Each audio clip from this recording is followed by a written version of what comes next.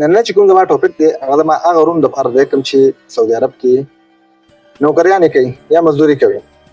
موږ ډېر داسې ملګري دي، موږ ډېر داسې پښتانه وروڼه دي کوم چې پاکستان نه سعودي عرب ته راشي او هلته بیا په جاب باندې ولګي، یا په رسټورانټ کې وي یا په دفترو کې یا په کوم ځایونو کې چې دوی په جاب باندې ولګي، نو دوی اکثر ډېر په کمه سیلریز باندې دوی کار کوي.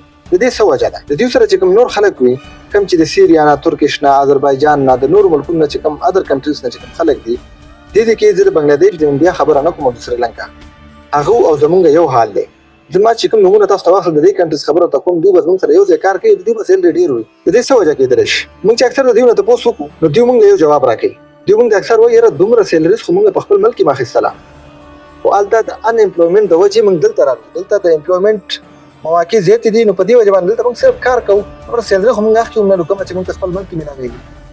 دوی خپله ویلیو بړاوه کړې ده په دې خبره باندې.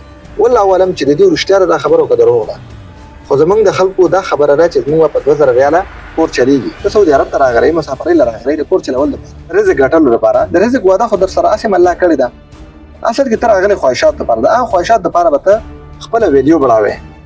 ستا قدر په دې نه دی چې تا له تنخوا په ټیم درکړله او تا ته سلام وکړو، تا ته ښه نظر وکړو، په دې نه دی.